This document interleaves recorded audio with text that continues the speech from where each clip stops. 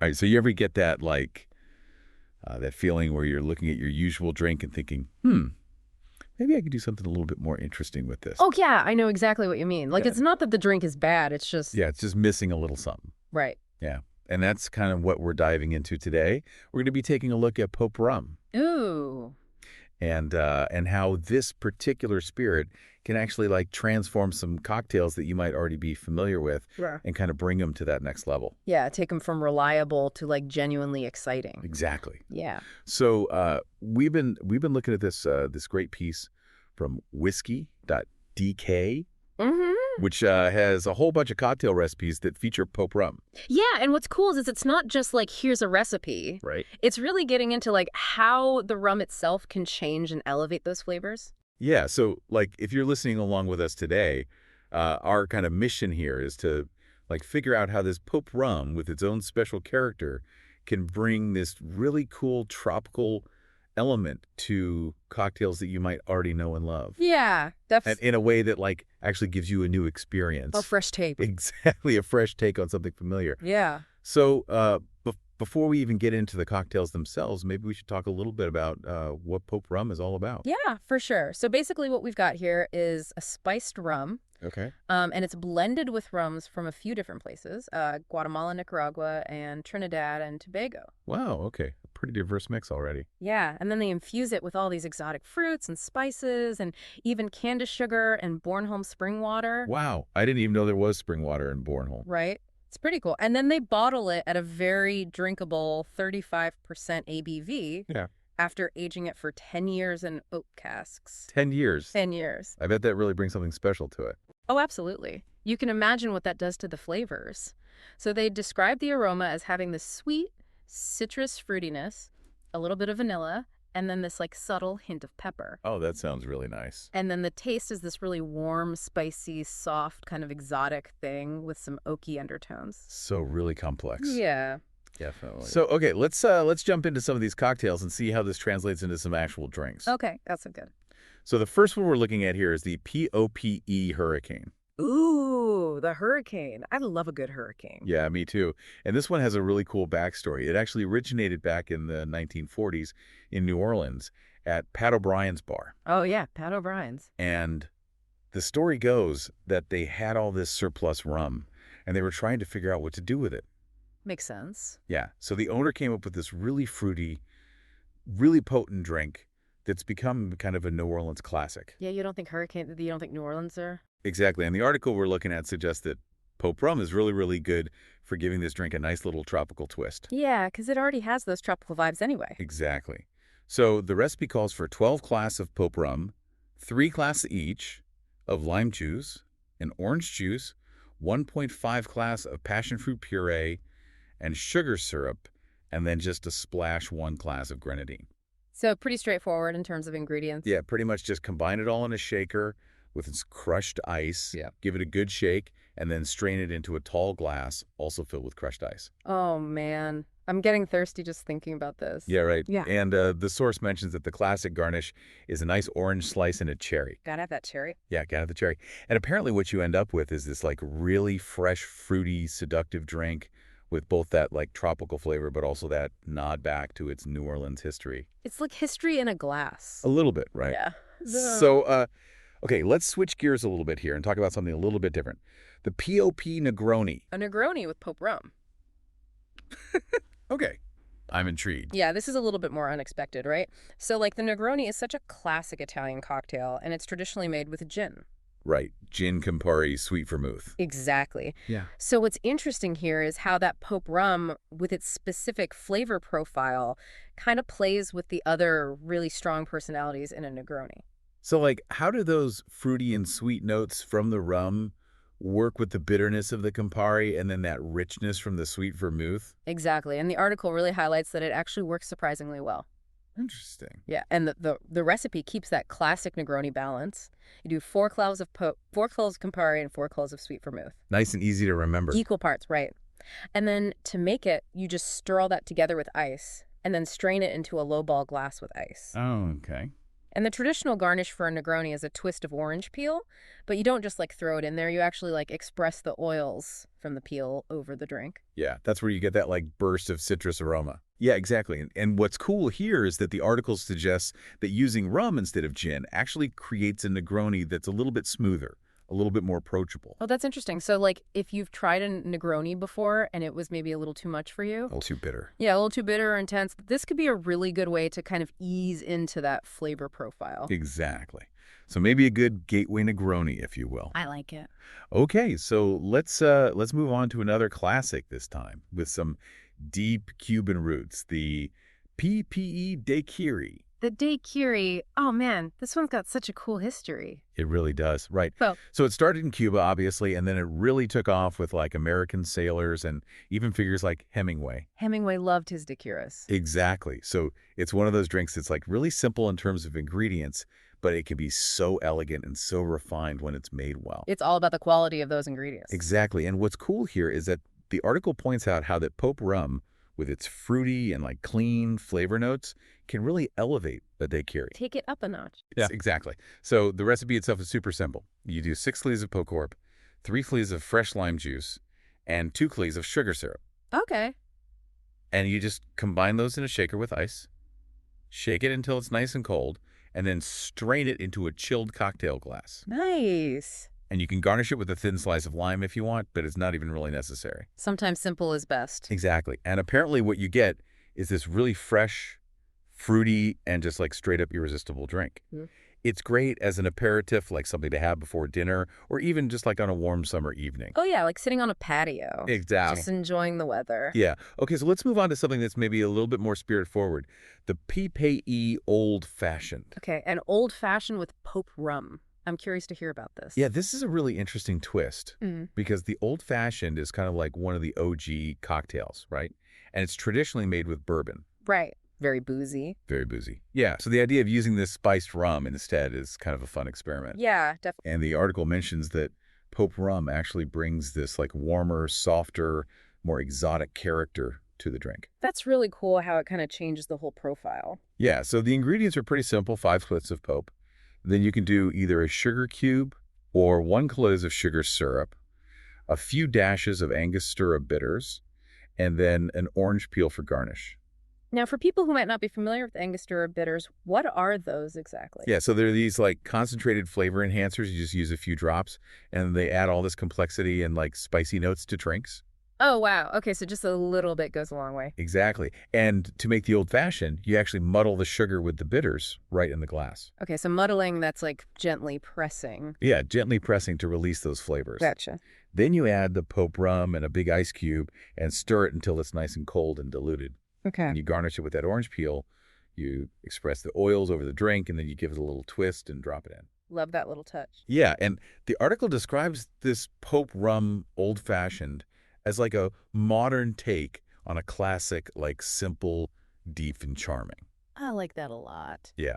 So, okay, let's switch gears again and talk about something a little bit more modern, a little bit cheeky, the Popey E Espresso Martini. Oh, the espresso martini. This one always makes me smile because of the origin story. I know, right? It's just so good. So, supposedly, it was created back in the 1980s in London for a model who asked for a drink that would wake her up and then, And then pfeff her up? Exactly. It's just such a great line. So good. So the article suggests that Pope rum actually gives this drink a softer, rounder character. Interesting. Yeah. And it also adds this like little Caribbean undercurrent to it. I like that a lot. Yeah. So the ingredients are 5 glaze of Pope, 3 listleys of fresh espresso that you've cooled down, 2 layers of coffee. Kahlua is a popular one. And then optionally, you can add 1 slails of sugar syrup if you want it a little sweeter. And the key here is to really shake it hard. You combine all the ingredients in a shaker with ice, and you shake it until it's super cold and frothy. Like you really got to put some elbow grease into it. Yeah, and then you double strain it into a chilled martini glass. And that double straining, that's to make sure you get that like really smooth, velvety texture. Exactly. No little ice shards. No ice shards, yeah. And then you garnish it with 3 coffee beans. I gotta have the coffee bean. You got it, the coffee beans. It's like a little visual cue, and it also adds a bit of aroma. Yeah, for sure. And this is a great drink for after dinner or like if you need a little boost, but you want to do it in style. Yeah, like a sophisticated pick-me-up.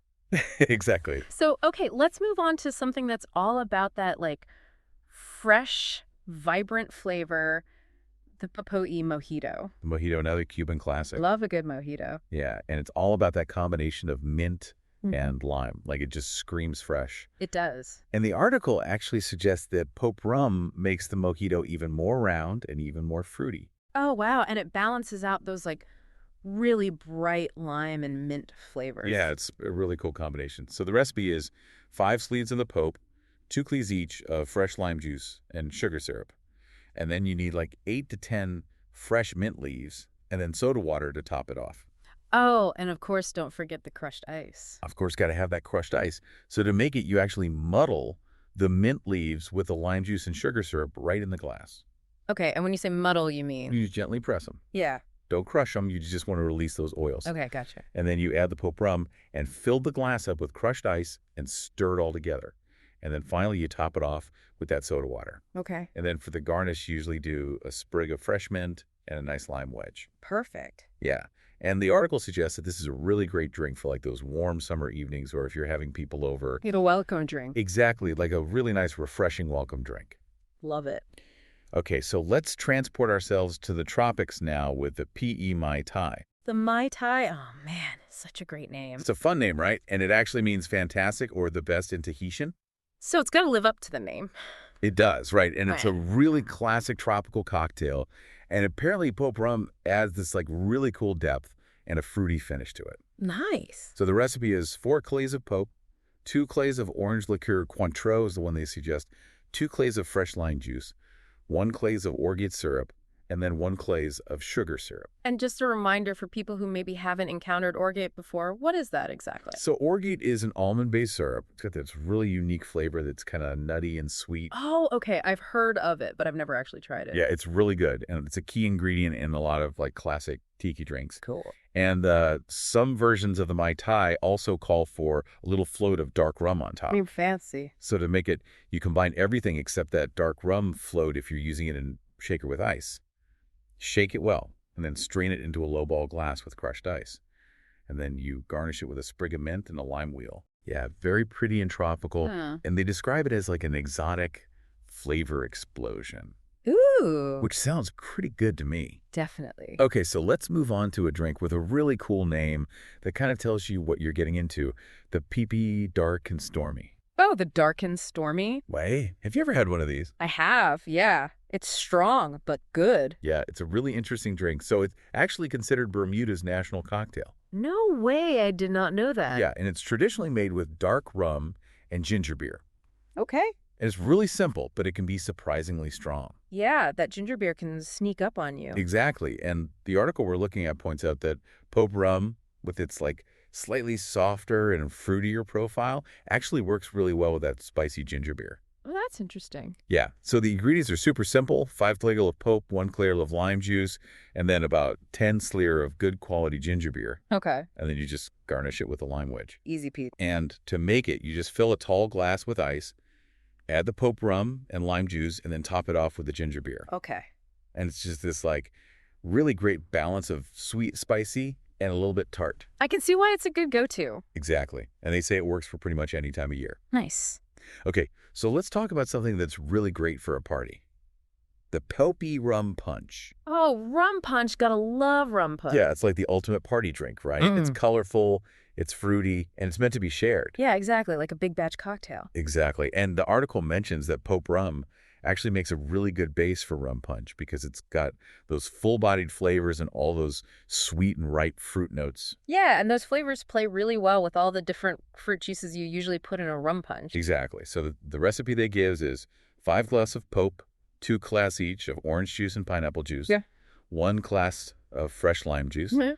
1 glass of grenadine, and then optionally you can add a dash or 2 of Angostura bitters. And you just combine all of that in a shaker with ice, shake it well, and then strain it into a tall glass with ice. Nice. And for the garnish, you can go classic with orange slice, Right. maraschino cherry, or if you're feeling really festive, you can do a little paper umbrella. Oh, yeah. Gotta love those little umbrellas. So fun. Yeah. Okay, so let's move on to something a little bit more elegant now.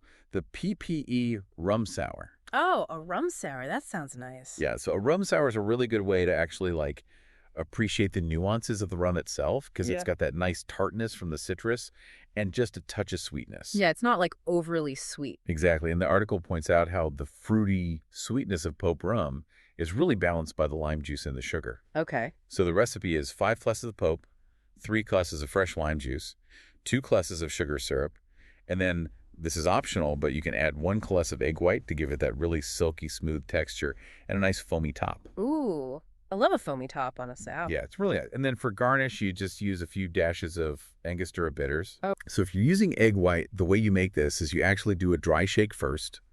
So you put all the ingredients, including the egg white, in the shaker without any ice, and you shake it really hard for like 15 to 20 seconds. Okay. And that helps to emulsify the egg white. Gotcha. And then you add the ice to the shaker and shake it again until it's nice and cold. Okay.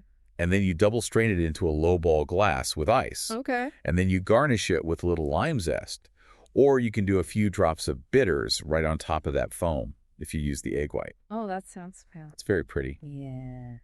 And the article describes this as being a really good drink for a relaxing evening with friends. Yeah, I can see that, like sitting around chatting. Exactly. Very chill. Nice. Okay, so as we start to wind down here, let's talk about something warm and cozy. The PPE Christmas Toddy. Oh, a Christmas toddy, perfect for those cold winter nights. Exactly. So a hot toddy is always a good idea when it's cold outside. And the article suggests that Pope rum is a really good choice for a toddy because of those inherent sweet and spicy notes that it gets from the spices and the aging process. Yeah, it adds like a really comforting warmth to it. Exactly. So the recipe is 5 cloves of Pope, 1 plate of honey, 1 clove of fresh lemon juice, and then about 10 cloves of hot boiling water. Oh. And you just stir it all together gently with a cinnamon stick. Oh, that sounds good. Yeah. And for garnish, you can do a slice of lemon studded with a few cloves. Oh, that's so festive. I know, right? Yeah. So to make it, you basically just dissolve the honey and the lemon juice in your mug with the hot water and then add the Pope rum and stir it all together. And the cinnamon stick not only adds flavor, but it also releases that amazing aroma as you drink it. Yeah, I can almost smell it now. Right. Okay, so the article actually includes a couple of interesting variations on some of those earlier cocktails. Oh, that's cool. So they're really showing you how versatile this rum is. Exactly. So first up is another Whisky.dk recipe, but this one's got slightly different proportions. Interesting. Yeah, so it calls for 5 cloves of Pope, 2.5 cloves of lime juice, and 1.5 cloves of sugar syrup. So it's a little bit less sweet. Yeah, it's a little bit less sweet and a little bit more tart. Okay. And you make it the same way as you shake it with ice and strain it into a chilled coupe glass. And what kind of glass is a coupe glass again? Yeah, so it's that stem glass with a wide, shallow bowl. Okay, gotcha. And the garnish here is a little bit more elegant. They suggest a piece of lime zest or like a dried lime wheel. Oh, okay, nice. Yeah, and they say this version is really fresh and tart and uplifting, and it's a great choice as a pre-dinner drink. Yeah, I can see that.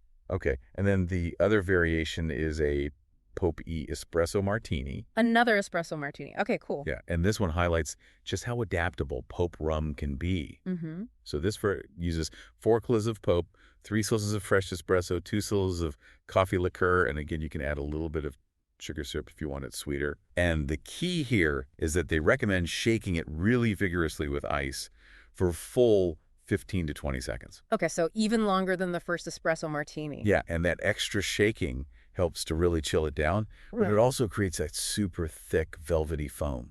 Ah, okay, so it's all about the texture. Exactly. Yeah. And then you strain it into a chilled cocktail glass and garnish with those 3 coffee beans. Classic. Classic, right? Yeah. And the article really emphasizes that this is like the perfect after-dinner cocktail. Perfect way to end the night. Exactly. Okay, so last but not least, we have the Pope E Cocoa, old-fashioned. Ooh, cocoa old-fashioned. Now, this one sounds super decadent. It does. It's like a dessert cocktail, basically. Okay, I'm in. So it combines the Pope rum with like rich cocoa and a bright orange note. Oh, wow. Okay, so a lot going on there. Yeah, it's a really cool combination. So you use 5 click of Popo, half a cocoa, and art, or you could use chocolate syrup, 2 dashes of orange bitters, and then a tiny splash of sugar syrup if you want it sweeter. And you make it like a regular old-fashioned fall awake. You stir everything together with ice in a mixing glass until it's nice and cold and diluted. Okay. And then you strain it into a lowball glass over a big ice cube. Gotcha. And then for the garnish, they recommend a twist of orange peel. So you express the oils over the drink, and then you grate a little bit of dark chocolate on top. Oh man, that sounds so I good. know, right? Super fancy. Definitely. And they say it's great for like fireside relaxation or even as like a special ending to a nice dinner. Like a grand finale. Exactly. Ah. So before we wrap up, I just wanted to mention that the article also gives us a little background on Pope rum itself. Oh, cool. Yeah. So apparently it comes from a company called Det Danske Vincompagnie, which is based in Kolding, and it was founded by this guy, Claus Wilms, and his wife, Annette. Okay. And Claus has been in the wine and spirits world since like 1985. Wow. So he knows his stuff. Yeah, he's been doing this for a while, and he's really passionate about sharing his knowledge and like appreciation for good drinks. That's awesome. And it sounds like Pope Rum is kind of a culmination of all that experience. Yeah, like he took all that knowledge and put it into this rum. Exactly. So they source the base spirits from Guatemala, Nicaragua, and Trinidad and Tobago, and then they bring them back to Denmark and finish them with local ingredients like the candy, sugar, and the spring water from Bornholm. And they age it for 10 years in oak casks. Yeah. So clearly a lot of care and attention to detail goes into making this. Yeah, definitely. So to sum it all up, it seems like Pope Rum is a really great way to give a bunch of classic cocktails this like fun tropical twist. Yeah, it's like a fresh take on familiar favorites. Exactly. And we really encourage you to try out some of these recipes and even like experiment with your own creations using Pope Rum. Yeah, have fun with it. Exactly. And on that note, here's a little something to think about. Out of all the cocktails we talk about today, which one are you most excited to try with that Pope Rum twist? Ooh, good question. Yeah, it's fun to think about how those familiar flavors can be totally transformed. Definitely gives you something new to explore. Yeah. Exactly. Yeah. And until next time, happy experimenting and cheers.